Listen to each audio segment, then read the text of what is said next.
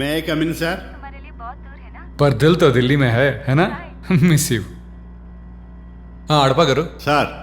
Next month urban administration ట్రైనింగ్కి వెళ్తున్నాను. ఆ, ఈలోగా ఆ పెండింగ్ ఫైల్స్ అన్ని కంప్లీట్ చేయాలి. ఒకసారి చూసి తీసుకురండి. అలాగే సార్. అడప గారు, సార్ ఇంకో విషయం. చెప్పండి.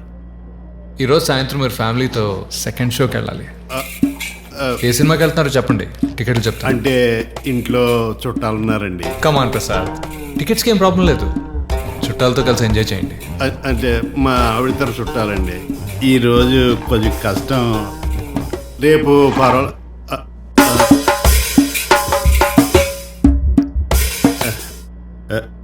అర్థమైంది సార్. Thank you. ఇంకో 1000 ఎక్స్ట్రా వద్దంతే, పని అవ్వకపోవడం ఏముండదు.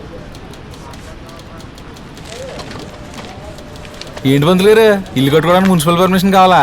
చేసేద్దామండి, మనం చేసేద్దాం. సిటీలో పని అండి. వద్దురా బాబు, నా జెరాక్స్ నాకు ఇప్పించు చాలు. మీ ఇష్టం అండి.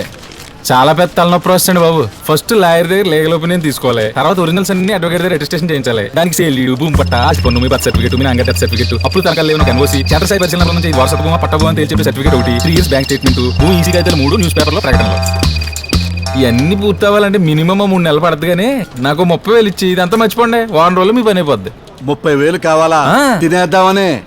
ఒరే, డబ్బులు ఏమన్నా చెట్టు కాస్తనీరా?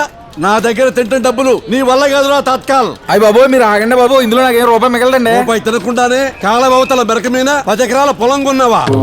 ఇలాంటి వెర్రి పబ్బలను మోసం చేసి వేలకు వేలు గుంజుతావా? వీడి వ్యాపారం చెడు దుబ్బిలో ఉన్నాడు. రూపాయి లంచం లేకుండా ఈ ఆఫీసులో పనిచేయించుకుంటా, చూస్తూ ఉండు. జిరాక్స్ ఇవ్వు. ఆ జిరాక్స్ అంటే ఈ ప్రభుత్వంతో సిస్టమేటిక్ గా పనిచేయించుకోవటం ప్రతి పౌరుడి బాధ్యత, తెలుసుకో.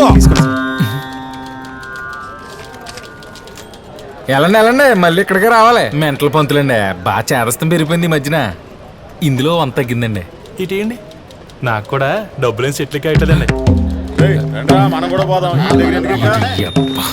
మెంటలోడు గొప్ప దెబ్బేడు, వీడికి మన దెబ్బ చూపించాలి. కానీ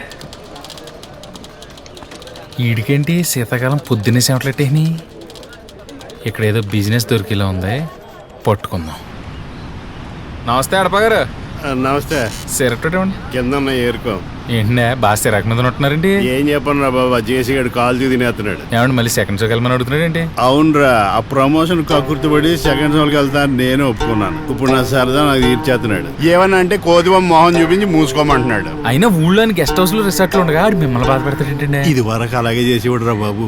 ఎండి విహార్ దొరికిపోయాడు కదా, దాంతో భయపడిపోతున్నాడు. దొరికితే బ్రేకింగ్ న్యూస్ అయిపోతాడని భయం. మీ ప్రాబ్లమ్ సాల్వ్ చేసి నేను ఇస్తాను కానీ నాకు హెల్ప్ చేస్తారేంటి? ఏంటది?